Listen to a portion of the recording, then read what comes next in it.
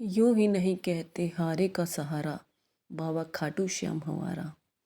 कैसे बने खाटू श्याम भगवान, जानते हैं इसकी पूरी कहानी। खाटू श्याम को भगवान श्री कृष्ण के कलयुगी अवतार के रूप में जाना जाता है। ऐसा कहे जाने के पीछे एक पौराणिक कथा है। राजस्थान के सीकर जिले में इनका भव्य मंदिर स्थित है, जहां हर साल बड़ी बड़ी संख्या में श्रद्धालु आते हैं। लोगों का विश्वास है कि बाबा श्याम सबकी मुरादें पूरी करते हैं और रंग को भी राजा बना सकते हैं। कौन है बाबा खाटू श्याम? तो चलिए दोस्तों, जानते हैं। बाबा खाटू श्याम का संबंध महाभारत काल से माना जाता है। यह पांडुपुत्र भीम के पौत्र थे।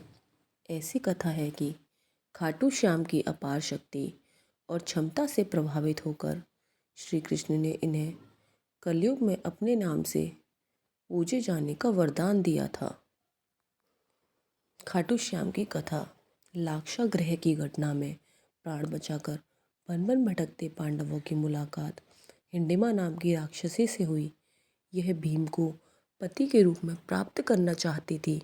माता कुंती की आज्ञा से भीम और हिंडिमा का विवाह हुआ, जिससे घटोत्कच का जन्म हुआ और घटोत्कच का पुत्र हुआ बर्बरिक, जो अपने पिता से भी शक्तिशाली और मायावी था। बर्बरिक देवी का उपासक था। देवी के वरदान से उसे 3 दिव्य बाण प्राप्त हुए थे, जो अपने लक्ष्य को भेद कर वापस लौट आते थे। इन्हीं की वजह से बर्बरिक अजय हो गया था। महाभारत के युद्ध के दौरान बर्बरिक युद्ध देखने के इरादे से कुरुक्षेत्र आ रहा था। श्री कृष्ण जानते थे कि अगर बर्बरिक युद्ध में शामिल हुआ तो परिणाम पांडवों के विरुद्ध होगा।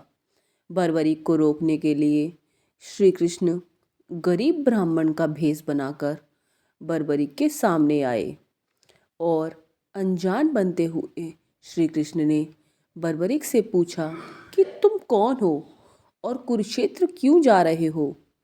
जवाब में बर्बरिक ने बताया कि वह एक दानी योद्धा है, जो अपने एक बाण से ही महाभारत युद्ध का निर्णय कर सकता है। श्री कृष्ण जी ने उसकी परीक्षा लेनी चाहिए, तो उसने एक बाण चलाया, जिससे पीपल के पेड़ के सारे पत्तों में छेद हो गया।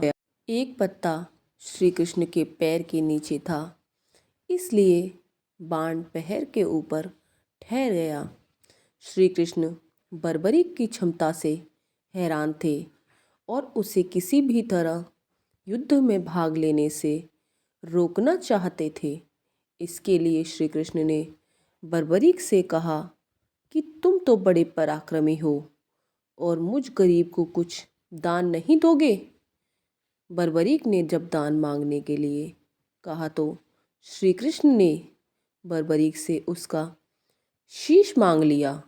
बर्बरिक समझ गया कि यह ब्राह्मण नहीं कोई और है और वास्तविक परिचय देने के लिए कहा।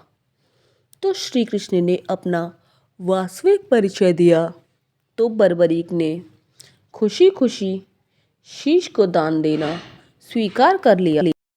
रात भर भजन पूजन कर फाल्गुन शुक्ल द्वादशी को स्नान पूजा करके बर्बरिक ने अपने हाथ से अपना शीश श्री कृष्ण को दान कर दिया। शीश दान से पहले बर्बरिक ने श्री कृष्ण से युद्ध देखने की इच्छा जताई थी, इसलिए श्री कृष्ण ने बर्बरिक के कटे शीश को युद्ध अवलोकन के लिए एक बहुत ही ऊंचे स्थान पर स्थापित कर दिया। युद्ध में विजय श्री प्राप्त होने पर पांडव विजय का श्रेय लेने हेतु वाद विवाद कर रहे थे। तब श्री कृष्ण ने कहा कि इसका निर्णय बर्बरिक का शीश कर सकता है। बर्बरिक के शीश ने बताया कि युद्ध में श्री कृष्ण का सुदर्शन चक्र चल रहा था, जिससे कटे हुए वृक्ष की तरह योद्धा रणभूमि में गिर रहे थे और द्रौपदी महाकाली के रूप में उनका रक्तपान कर रही थी।